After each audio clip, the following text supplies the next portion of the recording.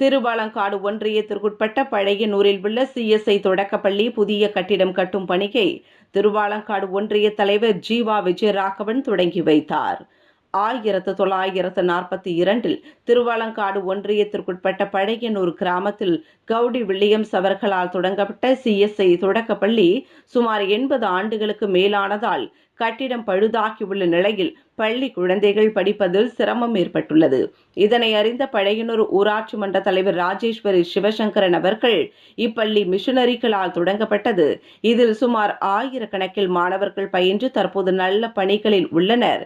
இப்படிப்பட்ட பள்ளியை நாம் நினைத்தாலும் உருவாக்க முடியாது.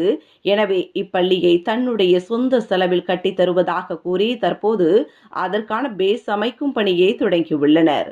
ஒருமைக்கண் தான் கற்ற கல்வி ஒருவர்க்கு ஏழுமையும் ஏமா புடைத்து.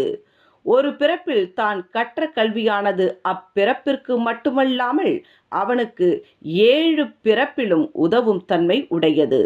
இந்த திருக்குறளுக்கிணங்க ஊராட்சி மன்ற தலைவர் ராஜேஸ்வரி சிவசங்கரன் தன் சொந்த செலவில் பள்ளியை கட்டி கொடுப்பதை முன்வந்ததை அறிந்த கிராம பொதுமக்கள் மிக்க மகிழ்ச்சி அடைந்தது மட்டுமல்லாமல் பாராட்டுகளையும் தெரிவித்துள்ளனர்.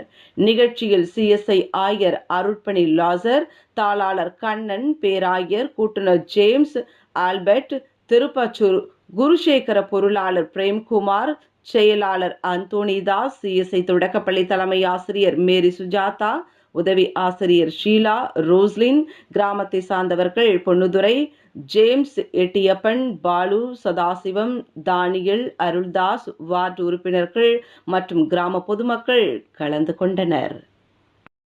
உடனுக்குடன் செய்திகளை தெரிந்து கொள்ள வில்லம்பு சேனலை சப்ஸ்கிரைப் செய்யவும்.